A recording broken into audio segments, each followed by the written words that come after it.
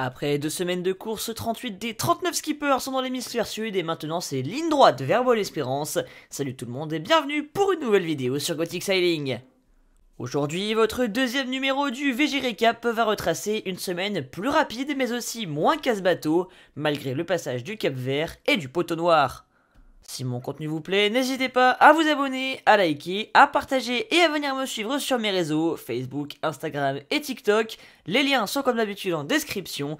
Et sur ce, on est parti pour la vidéo.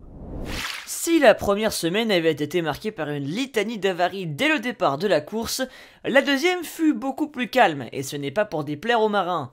Néanmoins, 2 problèmes majeurs ont été signalés au cours des 6 derniers jours. C'est tout d'abord Fabrice Amedeo qui en a fait les frais.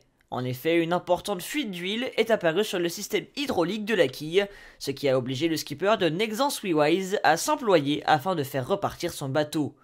Repéré mercredi 20 novembre, l'avarie a été comblée peu de temps après grâce à la réalisation d'un mélange d'huile moteur, d'huile d'inverseur et de gasoil. Fabrice Amedeo a donc pu rester en course et continue sa marche dans l'Atlantique Sud.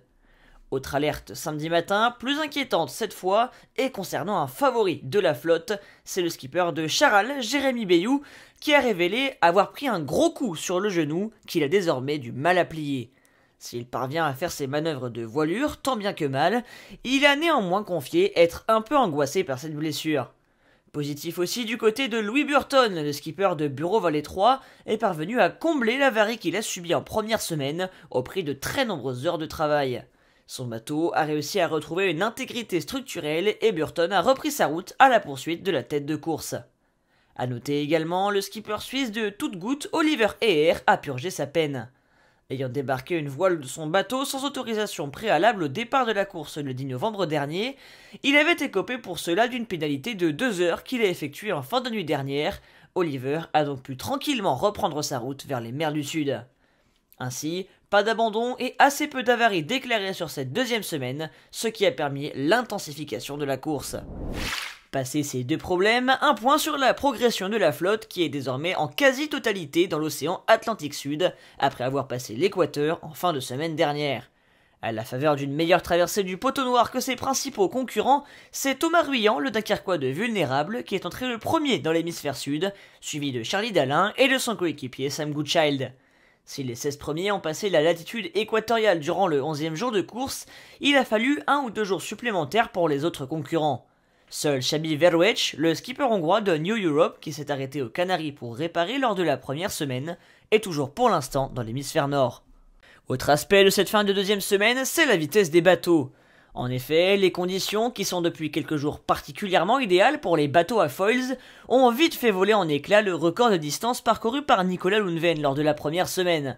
Tout d'abord par Johan Richomme mardi 20 novembre, avec 551,4 milles parcourus en 24 heures, soit environ 1022 km, puis tenez-vous bien, 4 fois consécutivement dans la nuit de dimanche 24 à lundi 25 novembre, par Nicolas Lundven tout d'abord, avec 554,55 milles, puis par Charlie Dalin, 558,82, Thomas Ruyant, 571,59, et de nouveau par Johan Richomme, qui conserve ainsi son bien, avec 579,86 milles parcourus, soit environ 1063 km en 24 heures, l'équivalent d'un Dunkerque-Marseille.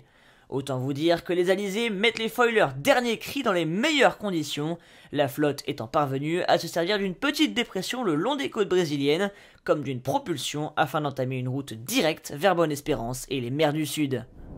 Et pour finir, comme d'habitude, bien évidemment, le point classement, et au pointage de 15 heures ce lundi, c'est Charlie Dalin qui occupe la tête d'une flotte qui, à la suite de l'envol des foilers, a connu une première cassure au large du Brésil. Le skipper de Massif Santé Prévoyance devance Thomas Ruyant et Johan Richomme, 2e et 3e à environ 35 et 65 milles, alors que ce sont Sébastien Simon et Jérémy Bayou qui complètent le top 5. Sam Goodchild, leader mardi dernier lors du premier épisode, est désormais 6e, tandis que Sam Davis, première femme, pointe en 10e position. Romain Attanasio occupe la 16e place et Louis Burton la 18e. La cassure s'effectue ainsi avec Jean Lecam, 19e, et Isabelle Joschke, 20e, tous deux à environ 170 milles derrière Bureau Vallée 3. Dans ce second groupe, la Benjamine Violette d'Orange est 22e, Arnaud Boissière est 25e, Guirec Soudé 32e et Fabrice Amédéo 35e, alors que c'est toujours le Hongrois Chabi Verwech qui ferme la marche en 39e position, avec près de 800 000 de retard sur le chinois Xu Jingkung. Voilà, cette vidéo est déjà terminée, j'espère qu'elle vous a plu, en tout cas moi ça m'a énormément plu d'être avec vous. Si vous aimez mon contenu, n'hésitez pas à vous abonner, à liker, à partager et à activer la cloche des notifications pour être au courant de toutes mes prochaines vidéos et à venir me suivre sur mes réseaux. Et sur ce, moi je vous dis à samedi pour une nouvelle vidéo grand format sur un sujet dont vous avez déjà tous forcément entendu parler et qui vous sera révélé vendredi comme d'habitude. C'était Gothic, ciao ciao, bye. Aside from my soul.